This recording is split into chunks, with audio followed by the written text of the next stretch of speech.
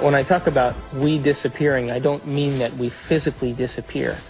What I mean is that we move out of the area of the brain that has to do with our personality, that has to do with our association to people, our association to places, our association to things and times and events. We don't exist in the associative centers in our brain that reaffirms our identity and reaffirms our personality. For the average person in the world who lives life and considers their life boring or uninspiring is because they've made no attempt to gain knowledge and information that will inspire them. They're so hypnotized by their environment through the media, through television, through people living and creating ideals that everybody struggles to become, that no one can actually become in terms of physical appearance and definitions of beauty and valor that are all illusions, that most people surrender and live their life in mediocrity.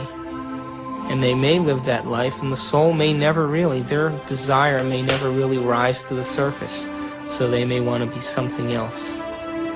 But if it does rise to the surface, and they ask themselves if there is something more, or why am I here? What is the purpose of life?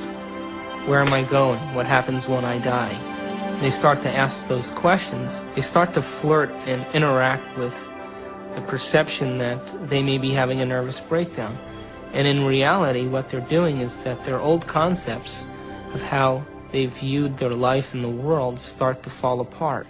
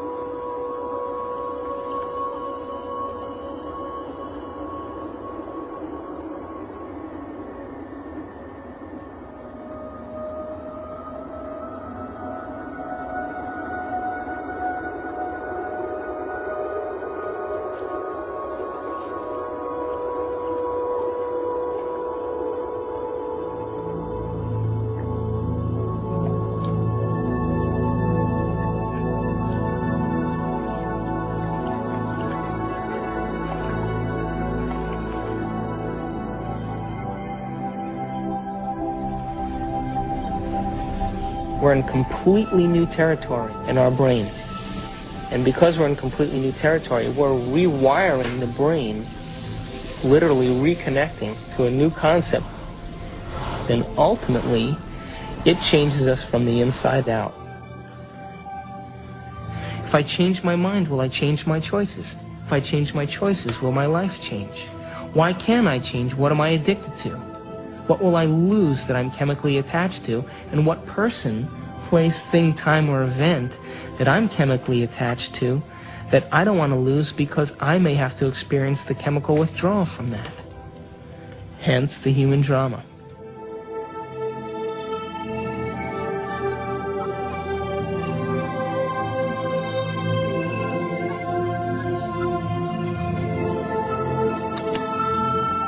Amanda, it's Bob, and I'm just calling to say I hope that you can come tonight. I really want to see you. I really want to talk to you.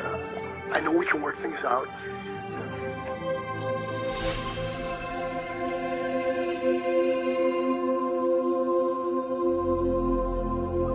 It's the only planet in the Milky Way that has habitation that is steeped in enormous subjugation of religion.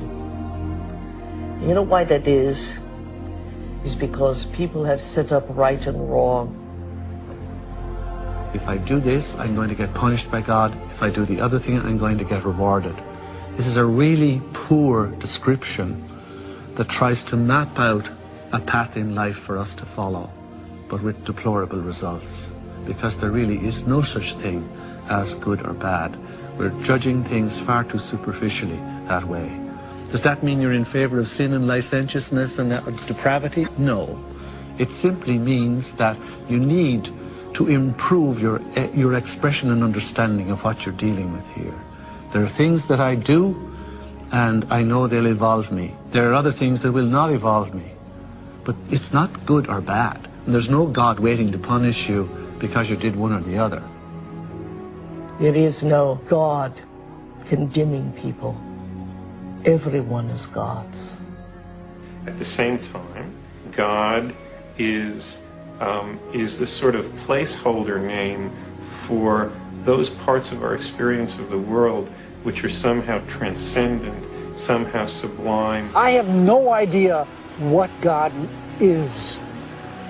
Yet I have an experience that God is. There is something very real about this presence called God. Although I have no idea how to define God, to see God as a person or a thing, I can't seem to do it. It's kind of like asking a human being to explain what God is similar to asking a fish to explain the water in which the fish swims. God is a superposition of all the spirit from all things. You are a God in the making, and you have to walk this path. But someday, you have to love the abstract as much as you love the condition of addiction. The only way that I will ever be great to myself is not what I do to my body, but what I do to my mind.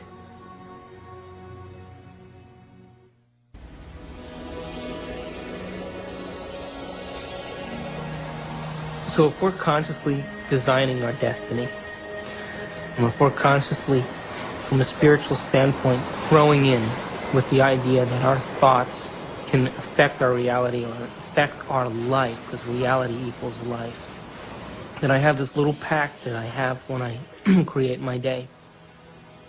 I say I'm taking this time to create my day, and I'm infecting the quantum field.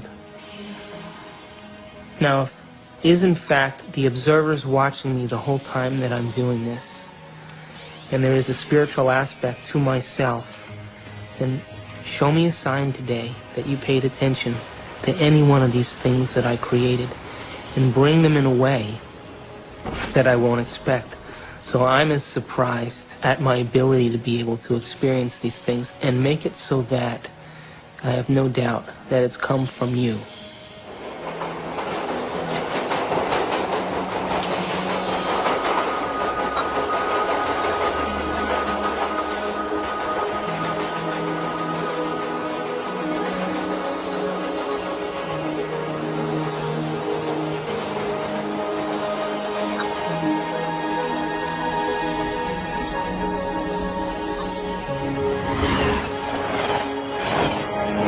The brain is capable of millions of different things that people just really should learn that how incredible they actually are and how incredible their minds actually are.